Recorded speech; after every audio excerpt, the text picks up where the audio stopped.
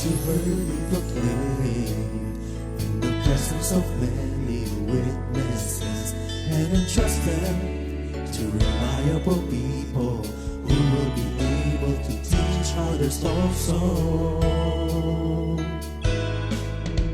Take the teachings you heard me proclaim in the presence of many witnesses, and entrust them to reliable people who will be able to teach others also.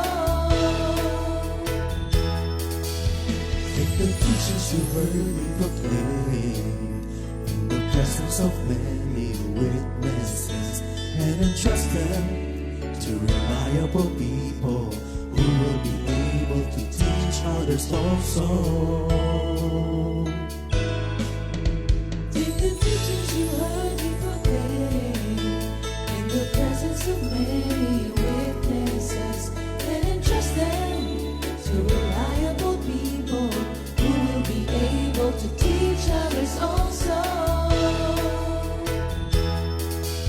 2 Timothy 2:2. Hallelujah, 2 Timothy 2:2. Praise the Lord. 2 Timothy 2:2. You and me, let us proclaim the gospel. 2 Timothy 2:2. Hallelujah. 2 Timothy 2:2. Praise the Lord. 2 Timothy 2:2. You and me, Let us proclaim the gospel of Jesus Christ. Take the teachings you heard me proclaim in the presence of many witnesses, and entrust them to reliable people who will be able to teach others also. take the teachings you heard me proclaim in the presence of many witnesses, and entrust them to reliable people who will be able to teach others also. 2 Timothy 2:2. Hallelujah, 2 Timothy 2:2. Praise the Lord. 2 Timothy 2:2. You and me, let us proclaim the gospel. 2 Timothy 2:2. Hallelujah. 2 Timothy 2:2. Praise the Lord. 2 Timothy 2:2. You and me, Let us proclaim the gospel of Jesus Christ. The harvest is plenty, but the workers are few. And as for me and my house, we will serve the Lord. We will serve the Lord.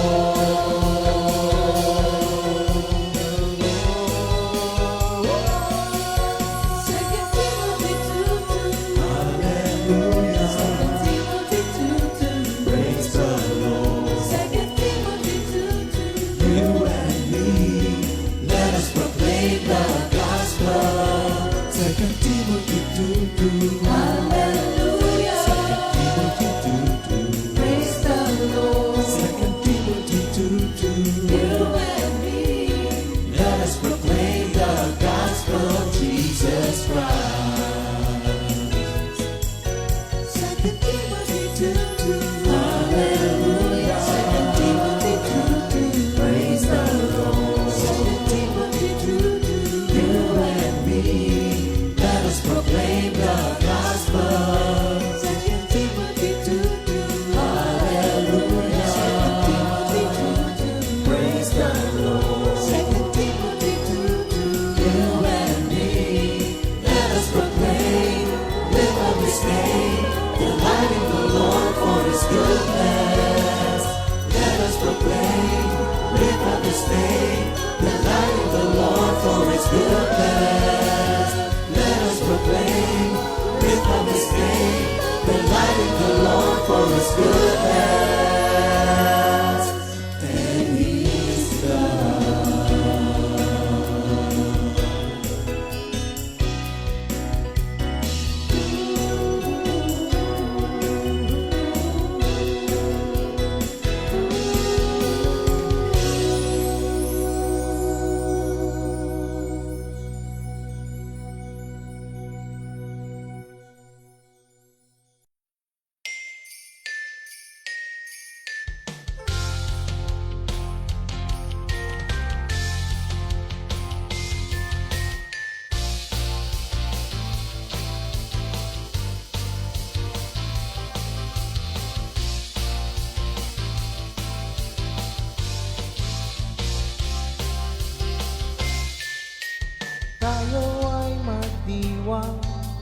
Pagkat nalalapit na ang araw na inaabangan, nagbabadya ang Pasko.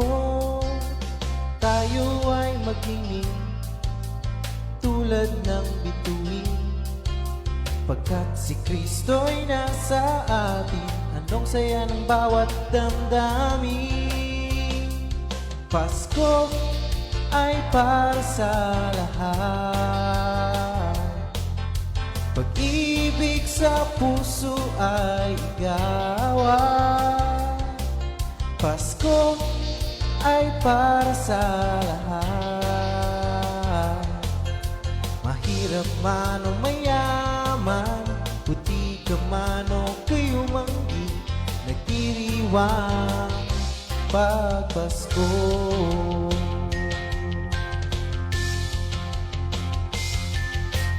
Tayo ay magdiwang pagkat nalalapit na ang araw na inaabangan, nagbabadyang Pasko. Tayo ay magingning tulad ng bituin, pagkat si Kristo'y nasa atin. Anong saya ang bawat damdamin. Pasko ay para sa lahat. Pag-ibig sa puso ay igawan. Pasko ay para sa lahat. Mahirap man o mayaman, puti ka man o kayo manggi, nagdiriwang pag Pasko. Ikaw at ang kapatawaran, limutin ang problema, pagkat si Kristo ang dahilan ng Pasko. Pasko ay para sa lahat. Pag-ibig sa puso ay gawan. Pasko ay para sa lahat. Mahirap man o mayaman, puti ka man o kayo manggi, nagdiriwang pag Pasko. Pasko ay para sa lahat. Pag-ibig sa puso ay gawan. Pasko ay para sa lahat. Mahirap man o mayaman, puti ka man o kayo manggi, nagdiriwang pag Pasko. Nagdiriwang pag Pasko. Nagdiriwang pag Pasko.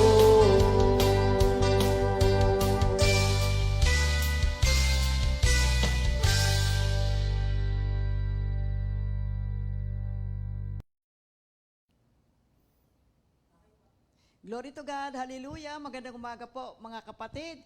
Isa na namang napakabiyayang umagang ibinigay ng Diyos para sa ating lahat upang tayo ay mag-aral ang kanyang mga banal na salita. Glory to God, hallelujah. Katatapos lang na ang Pasko at tayo ay papasok na sa isa na namang bagong taon.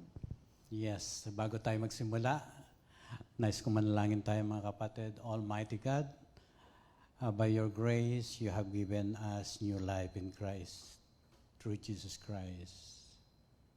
By your Holy Spirit, tinawag mo po kami upang iproklama ang iyong banal na pangalan.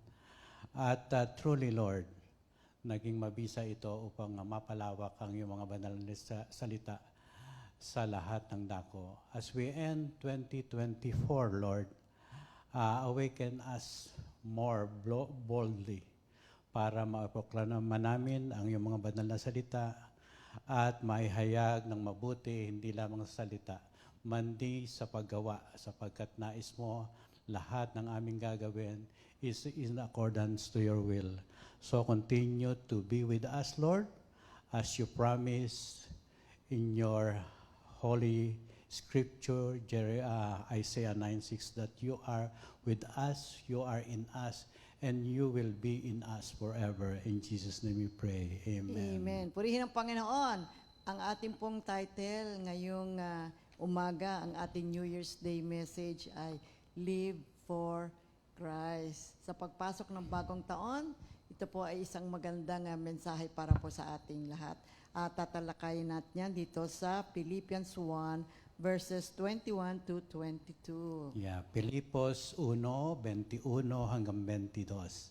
Sapagkat para sa akin, ang buhay ay para kay Kristo, at ang kamatayan ay pakinabang. Kung ako'y mananatiling buhay, ito'y kapaki-pakinabang, sapagkat marami pa akong magagawang mabubuting bagay. Good news, for what is life? To me it is Christ. Death then will bring more. But if by continuing to live, I can do more worthwhile work. Amen. Purihin ng Panginoon. Muli mga kapatid, ilang araw na lamang. Papasok na muli ang isang bagong taon. Ano ang inyong iniisip? Kadalasan gumagawa ang mga tao ng New Year's resolution. Yung kanilang mga binabalak na gawin sa susunod na taon. And as we ponder upon the coming year, what are we planning to do? What have we done in the past year? O kaya meron tayong mga ginawa na hindi natin na dapat hindi natin ginawa, o kaya yung mga dapat naman nating gawin, no? Marami tayong mga kaganapan sa nakaraang taon. Ngunit sa ating bagong taon na hinaharap, ano naman ang ating mga bala para sa isang napaka-pinagpalang 2025? Kasi minsan, meron tayong mamimit na mga dating kaibigan o mga classmates na matagalan nating hindi nakita. Kadalasan ang ating unang bati kumusta? Kumusta ka? Ano na ang ginagawa mo ngayon? Di ba? Ganun ang batian natin palagi. Isang magandang hapon, magandang araw. Ang tagal na nating hindi nagkita Ano naman ang isasagot sa iyo? Kadalasan sabi, trabaho ko ngayon, teacher ako. Ako ngayon ay isang nurse. Ako ngayon ay isang businesswoman. Ako ngayon ay isang doktor. So meaning to say, merong ginagawa. Lahat naman tayo ay meron tayong ginagawa. We all do something. You see, hindi lang natin namamalayan, busy tayong lahat at meron tayong pinagkakaabalahan. And then the next question na itatanong natin what are you living for? See, ano ang dahilan ng iyong mga ginagawa sa buhay? Ikaw kapatid, pag tinanong kita, what are you living for? Minsan ang hirap sagutin, Hindi tayo makakasagot kaagad. Mag-iisip muna tayo, and it's quite hard to answer, See, but it's a good question dahil kasi since tayong lahat ay may ginagawa, ano ang dahilan ng ating existence? Ano ang dahilan at tayo ay bumabangon tuwing umaga at tayo ay merong pinagkakaabalahan? We just don't realize it. Araw-araw meron tayong dahilan kung bakit tayo ay gumagawa o kumikilos. Some people, see, they live for fame. Gusto nila maging sikat. Gusto nila maging popular. Meron ng mga taong they want to be recognized. Gusto nila pinapalakpakan sila and they want to receive approval. Well, some people naman, see, they live for money. They want to become rich and no matter what, gusto nila magkaroon sila ng malaking kayamanan. And others naman, gusto lamang nila ay isang simpleng buhay. Whatever it is, we are living for something. Magandang pag-isipan, What are you living for? Balikan nga natin yung New Testament dito sa lugar na Caesarea Philippi, isang Roman city located north of south of Galilee. At the base of this cliff ay merong isang tubig na dumadaloy papuntang Jordan River. And this is an important moment for our Lord Jesus Christ. Kasama niya rito yung kanyang mga disciples. Yung maraming mga tao kasi ang nagtatanong, maraming mga tao sumusunod kay Lord, meron naman mga taong ayaw sa Kanya. Ang sabi nila, ano ba ang power ng taong ito at meron siyang mga ginagawang miracles? Bakit ba siya nandirito? Ano ba ang gusto niya rito? Kasi, kaya maraming mga tao, naintindihan nila si Lord, sumusunod sila. Meron ng iba, galit na galit. So, knowing all of this, at alam naman din ng Panginoon na siya ay mamamatay sapagkat yan ay in fulfillment doon sa panuntunan ng ating Diyos Ama sa langit, ginather niya yung kanyang mga disciples kasi gusto niyang makausap sila. Dahil nga sa nagaganap sa kapaligiran, marami ang nagtatangka sa buhay ng ating Panginoon at hindi nila nagugustuhan ang kanyang pamamaraan. Kaya tinanong niya ang kanyang mga disciples, "Who do people say I am?" Tinanong niya. Ang sabi nila, well, some say you are John the Baptist, some Elijah, and others Jeremiah or one of the prophets. So he said to them, "But who do you say that I am?" Simon Peter answered and said, "You are the Christ, the Son of the living God." Sa Matthew 16, verses 13 to 16. But the conversation did not end there. Jesus is seeking for more than a confession that he is the Son of God. He wants a commitment from the disciples. Ngayon, na alam niyo kung sino ako, willing ba kayo na i-commit yung buhay ninyo sa akin? Yun ang kanyang ibig ipahiwatig o ipaalam sa mga tao. Ready ba kayo na sumunod sa akin? Take up your cross and follow me. But before you answer, let me tell you, meron kayong mga daraanan na mga difficulties at tila ba sa mata ng ibang mga tao, ang inyong gagawin, ang inyong mga pagsusumikap, you are only wasting your time. You are only wasting your life. And this is how Jesus puts up this issue in Mark 8:34 to 38. Sa Mark 8:34 to 38. Then he called the crowd to him along with his disciples and said, "Whoever wants to be my disciple must deny themselves and take up their cross and follow me. For whoever wants to save their life will lose it, but whoever loses their life for me and for the gospel will save it. What good is it for someone to gain the whole world, yet forfeit their soul? Or what can anyone give in exchange for their soul? If anyone is ashamed of me and my words in this adulterous and sinful generation, the Son of Man will be ashamed of them when he comes in his Father's glory with the holy angels." No, take a careful look at these verses. Doon sa NIV version, ginamit yung salitang life 2 beses. At saka yung word na soul 2 beses din. Sa Greek word, it is psyche, from which we get our English word psychology. Now, it refers to the soul. Now, the inner conscious self we call the personality. The psyche is the real you that lives and breathes and makes decision. You see, ang sabi ng Panginoon, ngayong kilala ninyo ako. Sige, may tanong ako sa inyo, are you willing to take up your cross and follow me? Kaya lang, sabi niya, dadaan kayo sa maraming mga difficulties. Commitment to Jesus Christ means denying yourself. Ito ang ibig niya sabihin doon sa Philippians 1:21 to 22, especially sa verse 22, yung death will bring more. Death here means self-denial, a total surrender sa ating Panginoon. Jesus becomes your sole authority. Jesus becomes your Lord and Savior. Kaya, ang magiging life verse mo ngayon is, for me to live is Christ. Now, when you live for Christ, ang mga tao sa mundo, lalo't hindi nila kilala ang Panginoon, hindi nila maunawaan po kung ano ang ginagawa natin. Itong mga makalangit na gawain, ito, hindi ho nila ito nauunawaan. Para sa kanila, ito ay walang kabuluhan. At ito ay sinasayang mo lang ang buhay mo. Kaya minsan maririnig natin, ano ba ginagawa mo dyan? Sumasali-sali ka dyan. May pagkakakitaan ka ba dyan? Lalago ba ang buhay mo dyan? Hindi ho nila nauunawaan. Pero meron din namang isang option na pwede nating paniwalaan sila at tawag nating pansinin ang pagtawag sa atin ng ating Panginoon. Kaya lang ang Biblia ay nangungusap.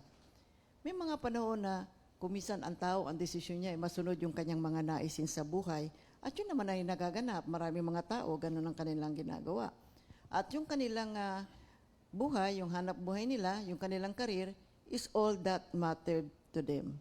May mga tao kasi they live only for this life.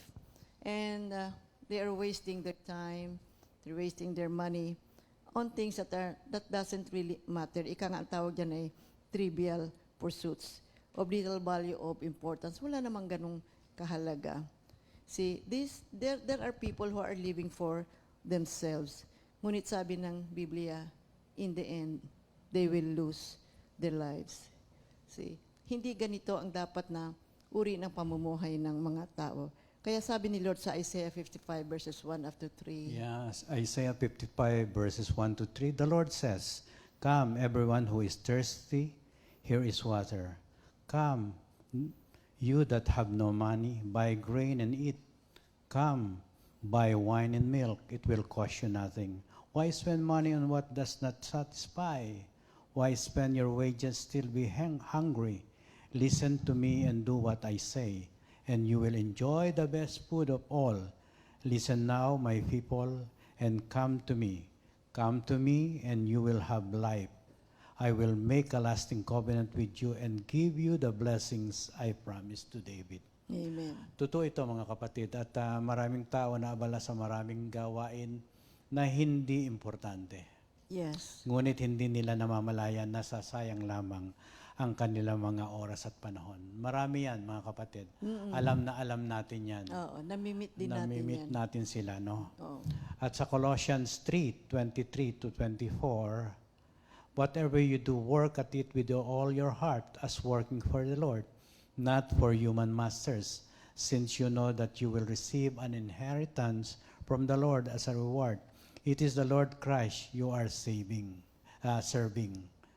Kaya mga kapatid, Jesus said, "But if you follow me, though the way will not be easy and you will often be misunderstood, Yes. but in the end you will save your life." Amen. Napaka-importante po nito mga kapatid. Sana maunawaan po ito ng maraming mga tao. Oo. Of course, to be a follower of Jesus is not easy. There are Yes. challenges, difficulties. At nasabi yan sa John 16:1 to 33. Oo. The Mga apostles apostles. greatly suffered for their faith, and in most cases met violent death Amen. because of their bold witness and faith in Christ. And of course, the disciples faced numerous challenges or difficulties. Mga examples ay makikita natin sa Matthew 10:22 to 23. Jesus said, "Everyone will hate you because of me, but whoever holds out to the end will be saved. When they persecute you in one town, run away to another one." Ano po ang mga challenges na makikita natin to every follower of Christ? The challenge of opposition, nandyan po yan, from people and circumstances. John 16:1 to 11. The challenge of commitment, taking up the cross. Ito, mahirap ito. Itong commitment na sinasabi ng ating Panginoon sa John 16:12 to 15. Pero napakadali kapag ang iyong puso ay talagang nakaugnay kay Kristo. Kaya nababanggit nga natin, nagsa-celebrate tayo every time na ipinapanganak ang ating Panginoong Hesukristo. No? Kanyang kapanganakan. Kapanganakan. Tayo rin dapat in connection tayo dun sa kapanganakan niya. A new life in Christ.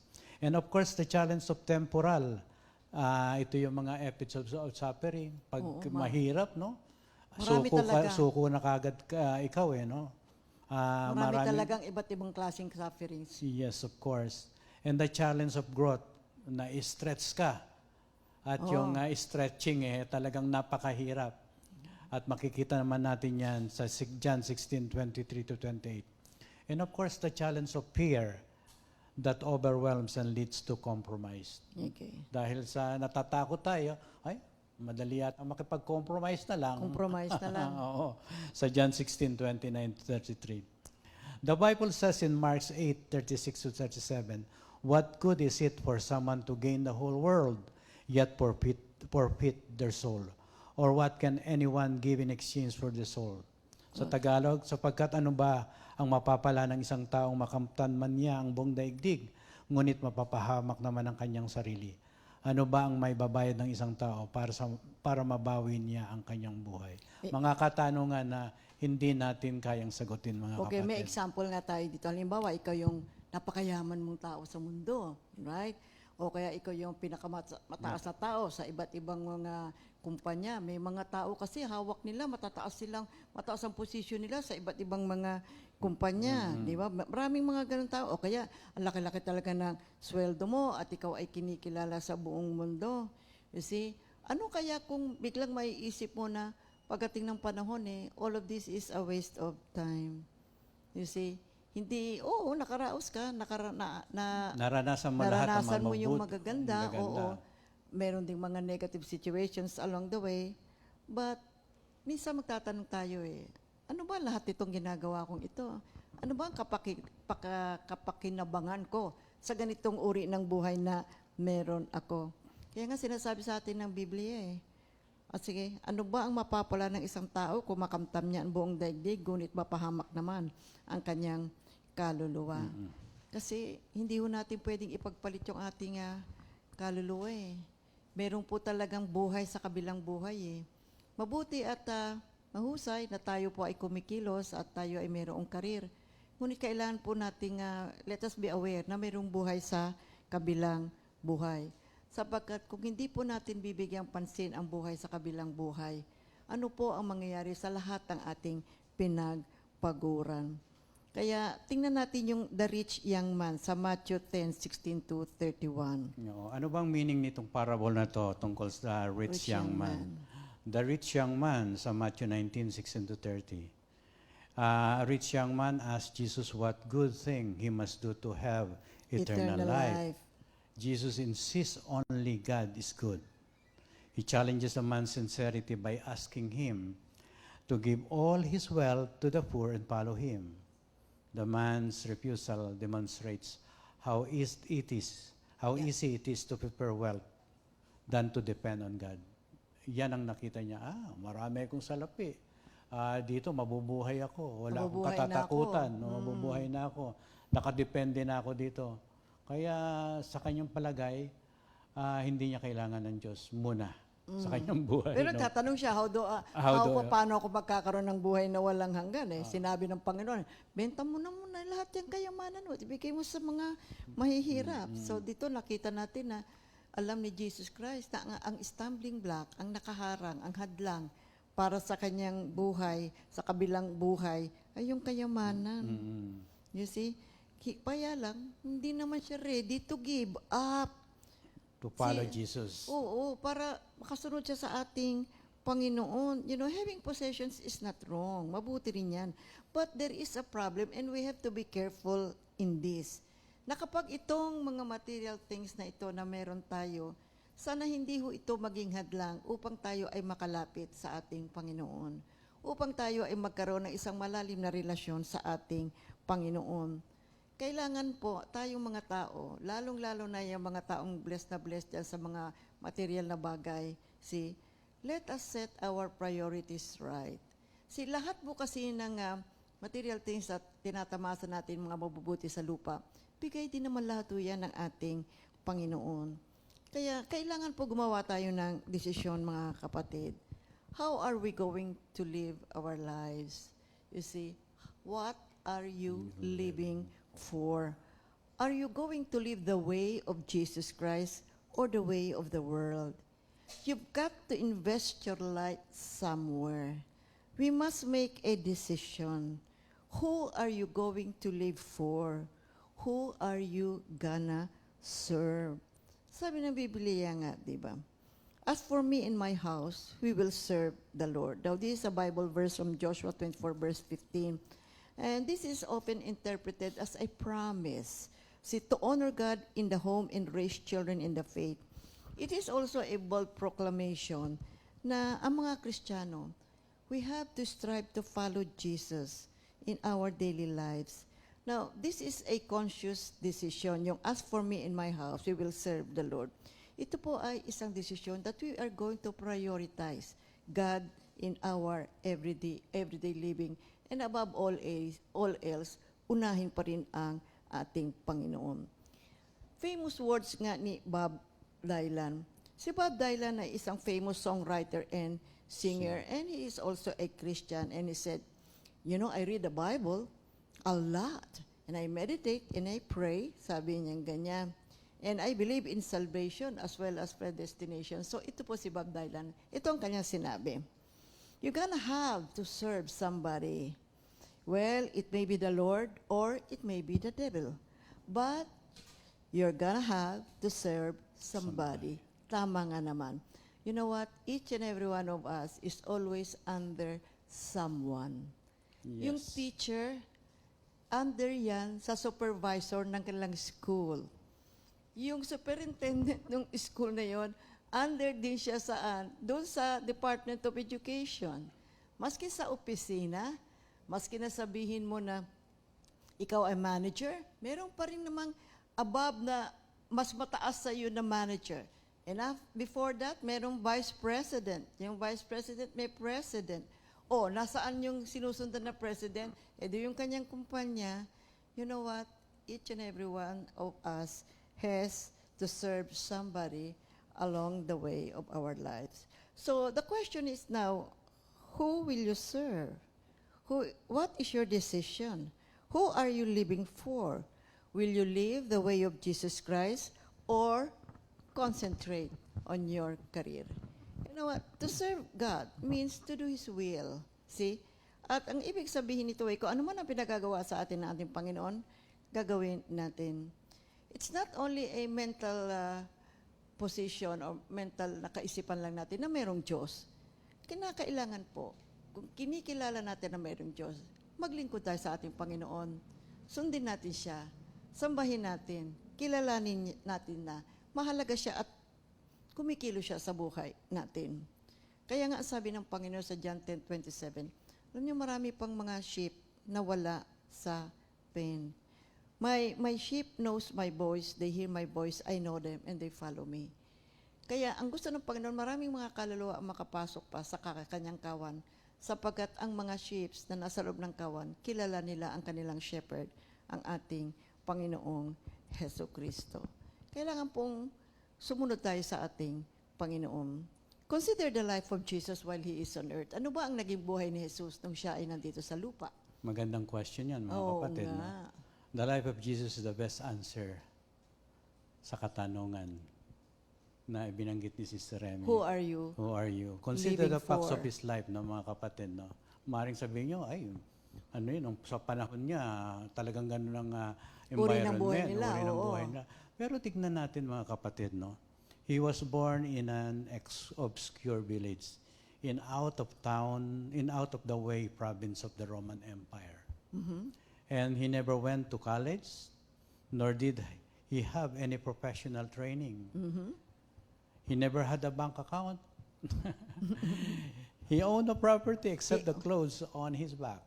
He owned no property. Property except the clothes. O yung suot-suot niya lang. He never held public office, mga kapatid. He never wrote a book. Wala siyang isinulat na aklat. He never had a wife or children. His closest friends were blue-collar workers. Oo. He felt at home among the outcasts of society. His ministry consisted of preaching in the countryside, teaching in the synagogues, answering difficult questions. Ito importante, healing the sick and casting out demons. Kaya yung mga upuan niya openly accuse him of consorting with the devil. Oo, yan ang accusation nila sa kanila sa kanya. Along the way, he made many powerful enemies by exposing corruption in high places.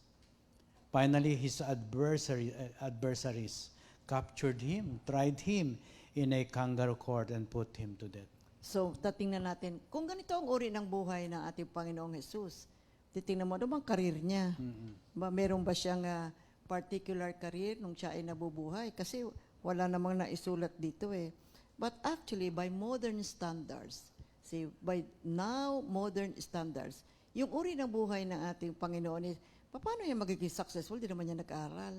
Wala ka namang tinatrabahong opisina. Sino ba ang mga kakilala mo, ang mga kasama niya, yung mga outcast ng society? Wala ka namang bank account. Paano ka magiging successful? Sino ba ang mga friends mo? Di ba sinasabi ng Biblia, ang kanyang mga friends ay yung mga blue-collar workers, meaning ito yung may mga mabababang uri ng kabuhayan. So how did Jesus live on earth? He never became an officer of a company. He never became a president or a stockholder, di ba? Pero tingnan po natin, ano ang nagawa ng ating Panginoon? Ano ang kanyang ginawa? Siya ba ay naging matagumpay? You see, what you are is God's gift to you, and what you become is your gift to God. Naku, madalas natin mabasa yan sa Yes, internet.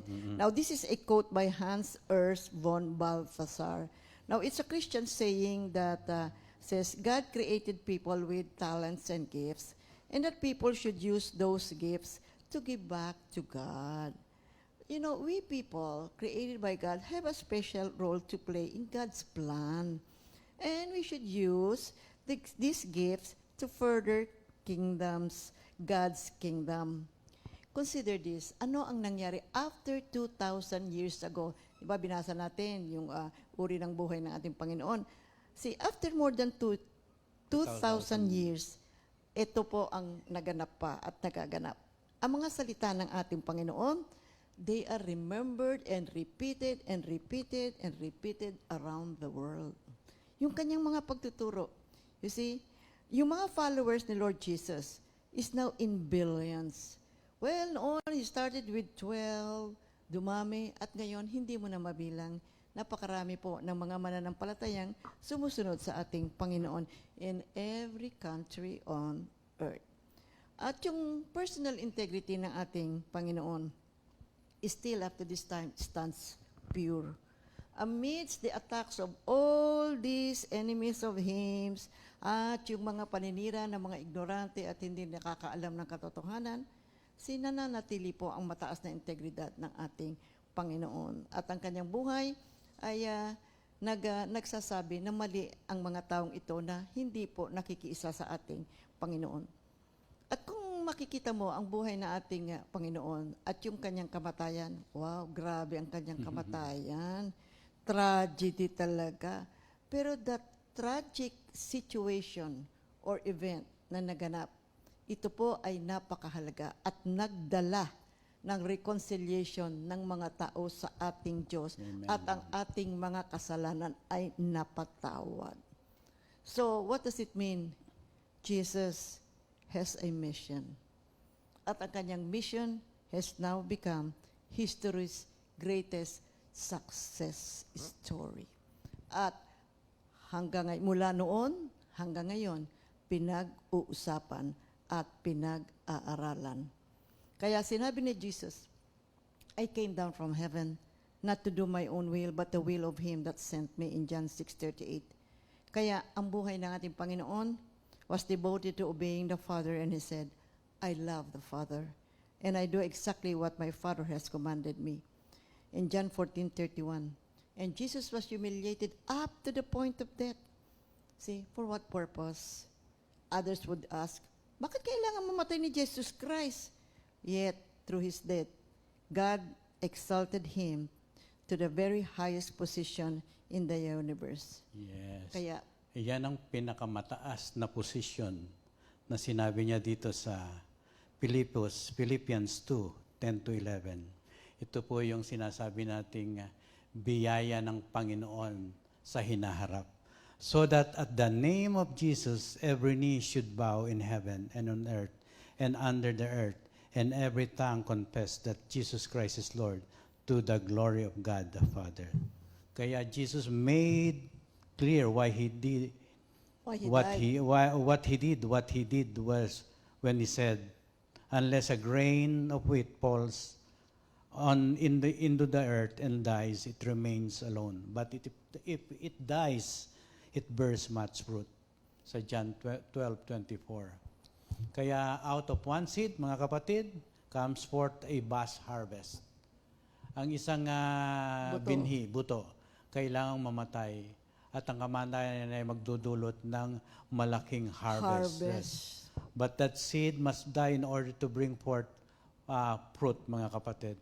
As long as the seed saves, its life, it remains alone. Oh, hindi siya namumunga, hindi Oo. siya lalago. Oo.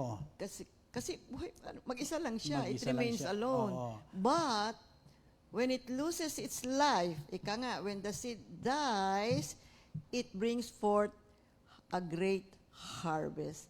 So, ganun din Ang ating buhay. ang ating buhay. We can apply this principle in our lives. Yeah, you cannot save your own life, but you can lose it.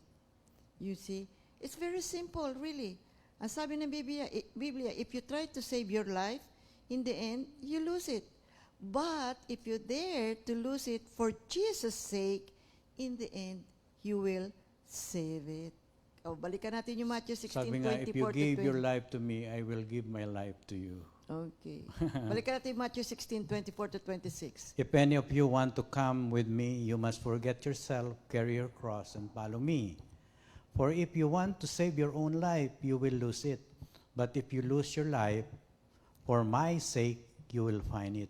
Amen. Will you gain anything if you win the whole world but lose your life? Of course not.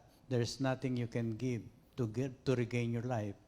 Jesus himself is the supreme example of this Okay, now principle. what are we trying to point here in our lesson this morning?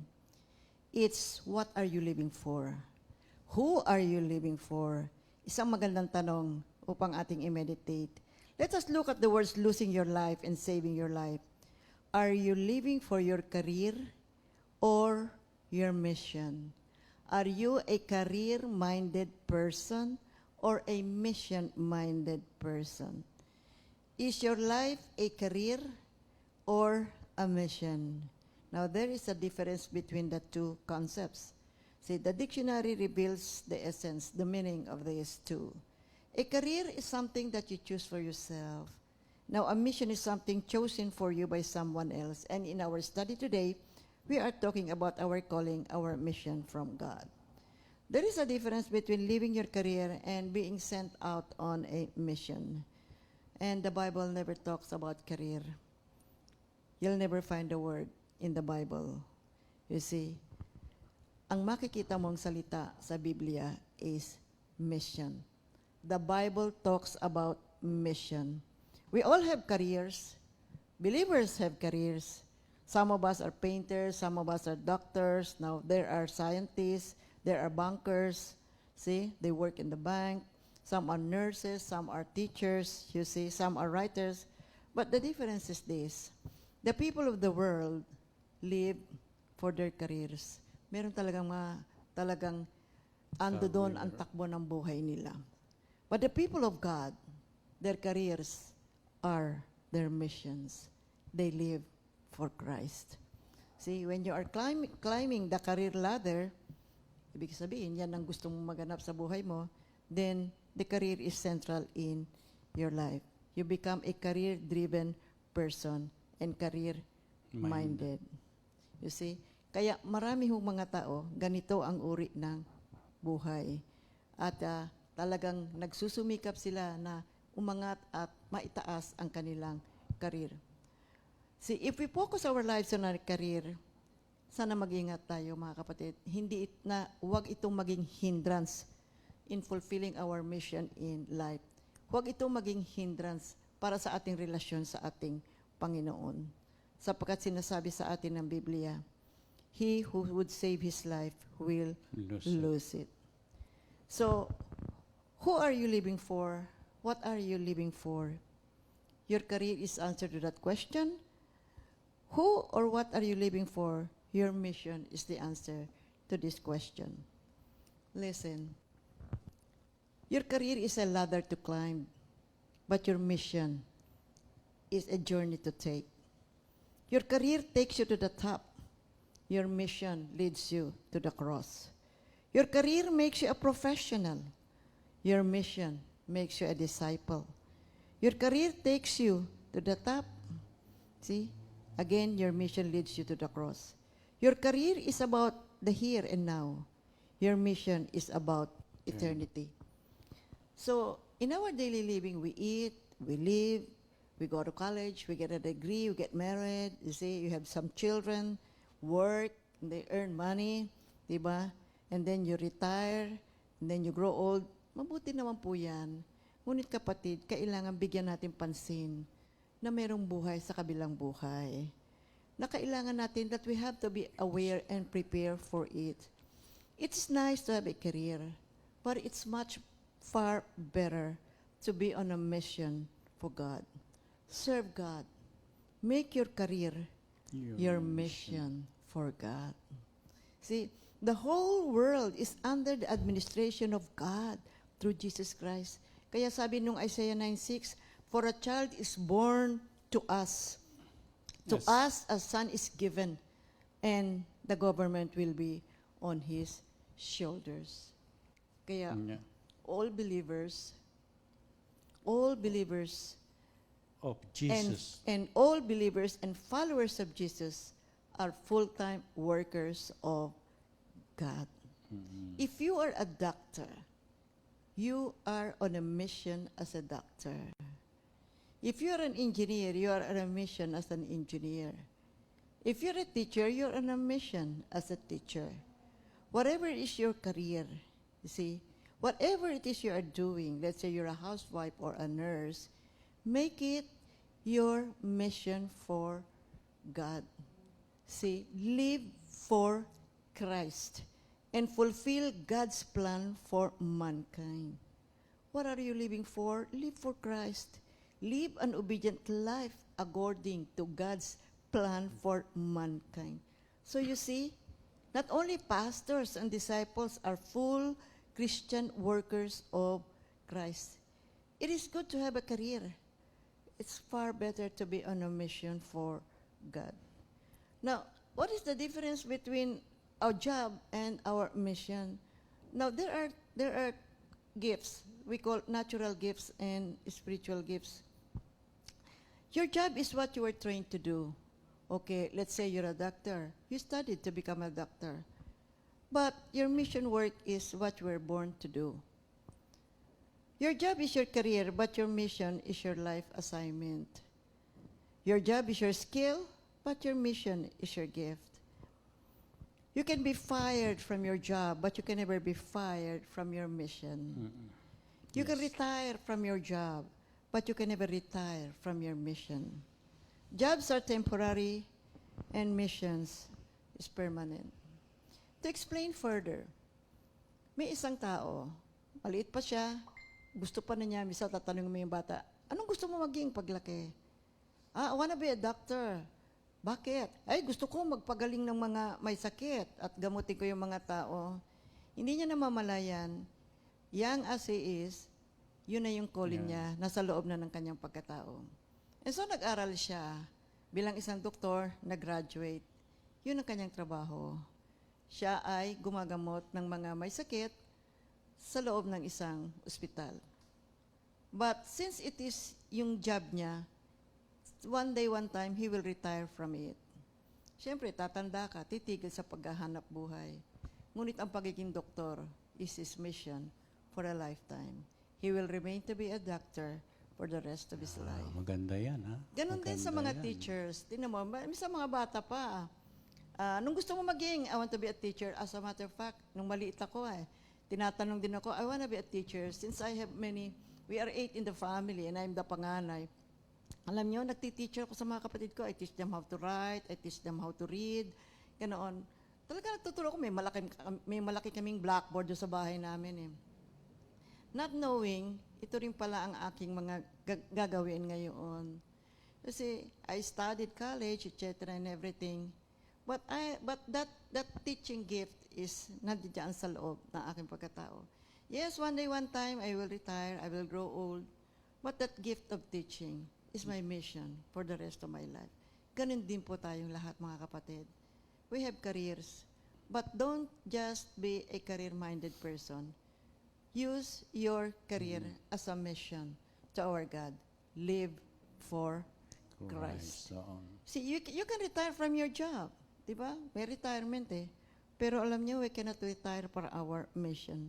Whatever is your gift, dala mo yan, kapatid, sa buong buhay mo. Yes. Now, there are two people, let's say, may dalawang tao.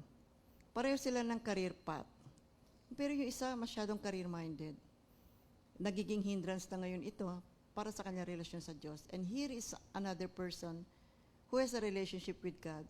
At sa kanya, ang kanyang career ay ang kanyang mission sa Diyos. Who do you think will lose his life? And who do you think will receive life eternal pagdating ng panahon? Kaya sinabi ni Paul dito sa Philippians 1:21, sabi niya, For to me, to live is Christ, and to die is gain. Napaka-powerful po nitong mga salitang ito, spoken by Paul. Choosing to live for Christ's glory. Kaya in-explain niya itong magiting na ito. Dying for Christ is even better. Kaya sabi nga ni John Piper, death means more of Christ, and that Christ is better than anything this life gives. Life is God's most precious gift. Amen. Kaya what is the meaning of to live for Christ and to die is gain? Kailangan mamatay tayo sa sarili natin, mga kapatid. Amen. Ang mabisa na relasyon sa ating Panginoon ay i-deny natin ang ating sarili. Kasi itong sariling ito, itong katawang lupang ito, marami pang gusto ito eh. Kung hindi natin papatayin itong gustong ito at gusto nating masunod itong mga layaw na ito sa ating buhay, mahirap po tayo. Mahirap. Mahihirapan tayo. Kaya nga katulad ng isang binhi, kailangan munang mamatay para mamunga. Yeah. Tayo rin kailangan nating mamatay sa sarili natin upang mag-gain natin ang pinag-uutos ng Diyos sa atin na to live for Him. Amen. Yan ang sinasabi dito. Jesus said, because I live, you also will live. Sa John 14, Yes, oo. 19. Kaya yan ang gusto ng Diyos para sa ating lahat ngayon eh. Na tayo ay magkaroon ng bagong buhay na kung saan ang Diyos na ngayon ang nangunguna sa buhay natin. And what will happen? We will live more rightly and righteously. Oo nga. See, sa pamamagitan ng ating Panginoong Hesukristo, kapatid, nasa Kanya ang tunay na buhay eh. Si David Cassidy, you remember David Cassidy? Siya yung artista doon sa sitcom The Partridge Family. In 1970s, sa totoo lang, pinapanood ko ito nung araw eh. Di ba? You know, sabi nung kanyang anak na si Katie, when he died, his father said, alam niyo yung last word ng kanyang father? So much wasted time. So much wasted time. Alam niyo, ito ang damdamin ng maraming tao. Totoo lang. Hindi totoo to. Minsan pagka dumating ka sa punto na mataas na yung edad mo, and you look back, katulad ngayon, in a few days, we will be in another year, si 2025, tapos na yung 2024. Now, let's look back. Ano yung mga bagay na na-accomplish natin? Ano yung mga naiwanan natin trabaho? Meron ba tayong mga nasayang na oras at panahon? You know, sometimes ang nangyayari, nagkakaroon talaga ng regret eh. So, pag-isipan natin, mag-meditate tayo, papasok ang bagong taon sa buhay natin. So, ano ang mabuti nating gawin? We have to remember one very important thing. We have only one life to live. So don't waste your one and only life. Sooner or later, we will end our earthly journey. Dadating, lahat po tayo mga kapatid. Ano ang ating sasabihin pagdating natin sa harapan ng ating Panginoon? See, I hope, nasa edad natin, no, di ba? Magkaroon tayong mga magandang memories sa ating mga nakaraan. Maganda yung sinabi mo, Sister Remy, na we have only one life to We live have on earth. one life on earth. We got to remember that we have only one life to live. Ito po ay hindi iniinsayo. Ito po yung rehearsal. Hindi po ito rehearsal. Buhay Katotohanan po ito. Totoo, wala po pa tayong, Wala pong rehearsal pitong dito. buhay, tulad ng pusa. Oh. According to Benjamin E. Mays, ito naman ay isang distinguished American minister din and educator and scholar. Ang sabi niya, I have just 1 minute, only 60 seconds in it. Forced upon me, I cannot refuse it. Didn't seek it, didn't choose it, but it's up to me to use it. I must suffer if I lose it, give account if I abuse it. Just a tiny little minute, but eternity is in it. Wow. Tama nga naman. We all have a minute, but eternity is in it. Ang sabi nga ni Miles Monroe, isa ring prominent preacher, sabi niya, what is the richest place on earth in one of his preaching? What is the richest place on earth? Well, Beverly Hills, America, Europe. No, he said, it's not. It's the cemetery, he said. Alam mo, maraming mga tao na nandiyan, lying there 6 feet under the ground, who would be great writers, who would be great composers, great singers, businessmen, teachers, architects. You see, sabi niya, but there are many dead people there who are gifted, but they never used or fully used their gifts. And he said, these are wasted gifts from God. So, tayo po ngayon ay pinaalalahanan ng Diyos. So, ano ba ang ating nakaraan? Let us look at the future with a positive mind and a positive thinking. You see, in one of his sermons, si Rabbi Zacharias, he tells the story of Robert Joffrey of Canada. He came from a wealthy family and an heir to a large newspaper fortune in Toronto. When he was a young man, he learned the Chinese language and was offered a large salary by Standard Oil of New York if he would forgo his missionary career and work for them. So he refused. And so he was offered doubled for his salary offer. Again, he refused. They cabled him with this message, Robert Joffrey, at any cost, pumasok ka lang dito, mag-empleyo ka dito sa aming kumpanya. And he cabled back and he said, your salary is very big, but your job is too small. So he spent 35 years as a missionary in China and helped translate the Bible into Cantonese. So, mas malaki ang na-accomplish niya nung siya ay nagpatuloy bilang isang missionaries.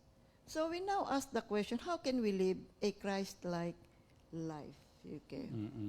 Okay. We are to be like Christ in His In His mission. mission. Yan ang importante, mga kapatid. There are ways in which we are to be Christ-like. No?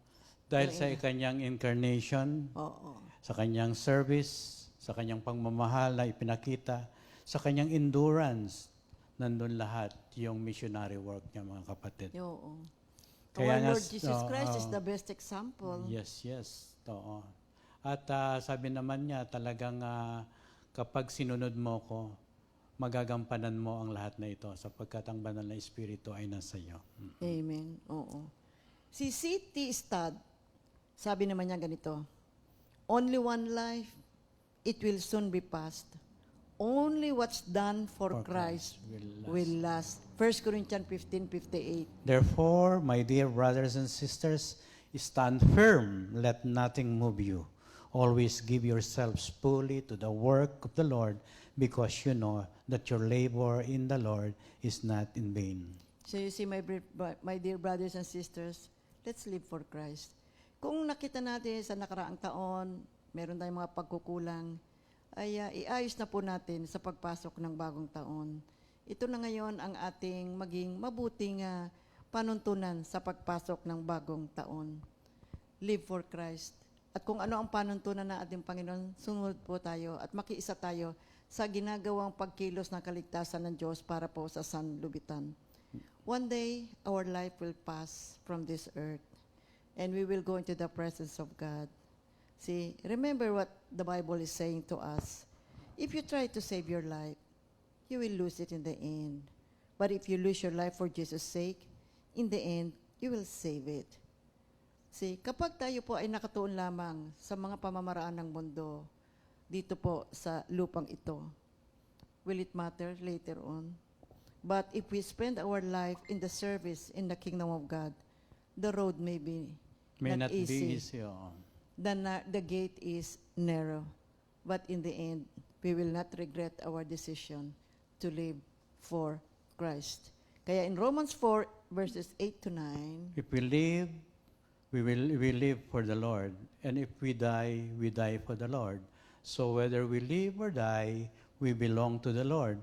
For this very reason, Christ died and returned to life so that he might be the Lord of both the dead and the living. Again, we only have one life to live on earth. We only get one chance to do whatever we are going to do on this planet earth. And soon enough, you see, our life will be over. Kaya in Galatians 2:20 reminds us that when we are in Jesus, when we live our lives for Jesus, you see, we will have a good life. We shall receive the promised eternal life because the Holy Spirit, our Lord Jesus Christ, lives in us. Let us simply have a complete trust and dependence and reliance to God for everything. So, whatever it is you've been doing in the past and at the present, tingnan natin, are we living it for Christ? Yang bang ginagawa natin ay makapagbibigay ng luwalhati sa ating Panginoon? You see, marami pong mga gawain, pero hindi naman po lahat ng mga gawain ay dapat nating gawin. Where sabi nga ni Lord Jesus sa 1 Corinthians 10:13, I'm allowed to do anything but not everything is beneficial. Kaya Jesus said, this one thing I do. Ito ang aking ginawa, ang sundin ang panuntunan, ang will ng Diyos Ama. My dear people of God, remember, make sure you know your life's assignment and do it. Know our life's purpose. Live for Christ. And whatever gift that we have, use it for the glory of God. 1 Peter 4:10-11. Each one should use whatever gift he has received to serve God and others, faithfully administering God's grace in its various forms. If anyone serves, he should do it with the strength God provides. In Ephesians 4:7. But unto every one of us is given grace according to the measure of the gift of Christ. Do you have a career or do you have a mission for God? Ayan kapatid, bigyan natin pansin ang ating buhay ngayon. Make our lives fruitful. Live our lives for Christ. And He shall give us the strength to be able to do this. So my dear people of God, tingnan natin ang buhay natin. Ang ating pagkukulang sa nakaraan na taon, ayusin na natin sa papasok na bagong taon. Purihin ng Panginoon, marami pong salamat sa Diyos at isa na namang araw ang Kanyang ibinigay upang tayo mag-aral ang Kanyang banal na salita at batiin natin ang may birthday. Unang-una, Sister Rina Laresa, Sister Carmelita Caraan, Sister Angie Evangelio, Brother Daniel Estrada, Brother Noriel Javier. Purihin ang Panginoon. Glory to God. Happy birthday to everyone.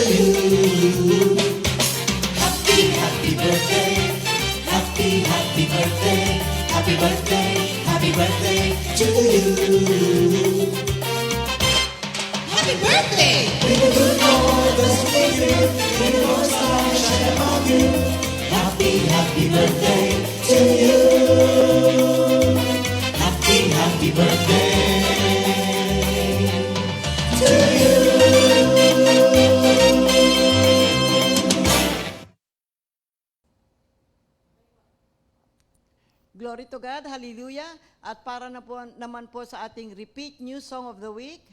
Born is the King, composed by Brother Darwin Datu. Okay, thank you Lord. God bless everyone. God bless you, my brothers and sisters in Christ.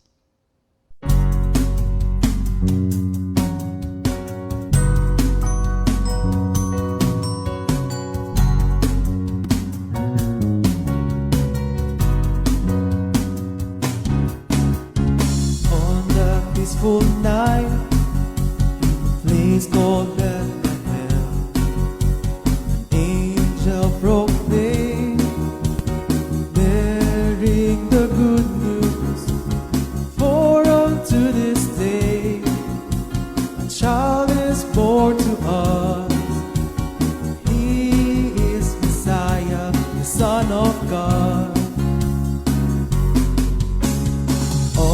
that glorious night, the town of David, baby wrapped in clothes, lying in a manger, an army of angels singing, glory to God in the highest, and peace on earth to those whom He please.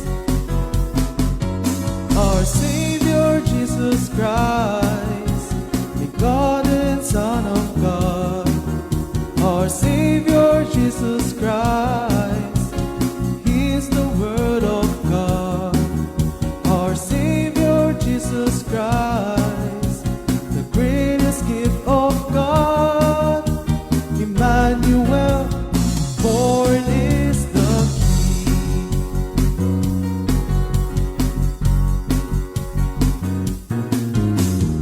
On that peaceful night, in a place called Bethlehem, an angel proclaimed, bearing the good news.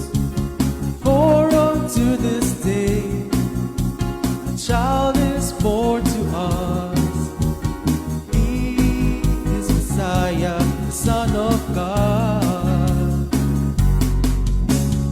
On that glorious night, in the town of David, baby wrapped in clothes, lying in a manger, an army of angels singing, glory to God in the highest, and peace on earth to those whom He please.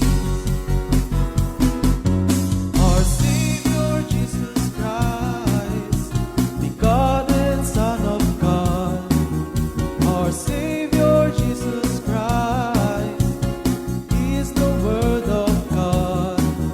Our Savior Jesus Christ, the greatest gift of God. Emmanuel, born is the King. Our Savior Jesus Christ, begotten Son of God. Our Savior Jesus Christ, He is the Word of God. Our Savior Jesus Christ, the greatest gift of God. Emmanuel, born is the King. Our Savior Jesus Christ, begotten Son of God. Our Savior Jesus Christ, He is the Word of God. Our Savior Jesus Christ, the greatest gift of God. Emmanuel, born is the King. Emmanuel, born is the King. Emmanuel, born is the